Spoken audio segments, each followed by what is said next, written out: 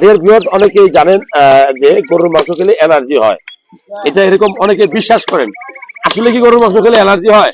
আমি বলবো যে গরুর মাংস খেলে, ইলিশ মাছ খেলে, চিংড়ি মাছ খেলে, আপনার ডাল খেলে, ডিম খেলে, তারপরে পুঁই শাক, এরকম অনেক খাবার আছে যেই খাবারগুলো খেলে অ্যালার্জি হয়।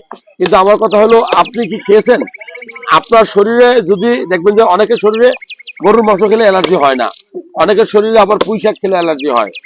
আপনি কারো কথাবার্তা শুনেই গরুর মাংস খাওয়া বন্ধ করবেন না, কারণ গরুর মাংস অনেক উপকার।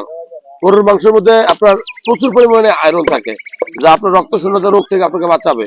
গরুর মাংসে প্রচুর পরিমাণে ক্যালসিয়াম থাকে, যা আপনাকে শরীরে ক্যালসিয়ামের ঘাটতি মেটাবে।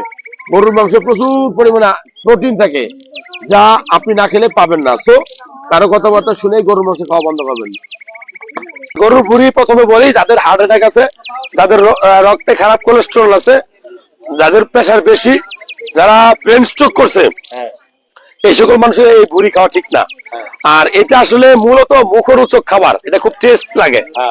আর উপকার বলতে বলবো, এটাতে প্রচুর প্রোটিন আছে, অনেক কোলেস্টেরল আছে, আপনার আয়রন আছে। কারণ এটা তো অনেক বেশি উপকারী। কারণ যে আপনি যদি নিয়মিত এই গরুর ভুঁড়ি খেতে পারেন, তাহলে আপনার শরীরে কিন্তু রক্তের পরিমাণ বাড়বে। কিন্তু যেহেতু খারাপ কোলেস্টেরলটা বেশি থাকে, সেহেতু যাদের প্রেশার বেশি, যাদের এই আপনার এর আগে হার্ট অ্যাটাক করছে, তারা এটা থেকে বিরত থাকাই ভালো। এটা কম খাওয়া ভালো, না খাওয়াটাই ভালো।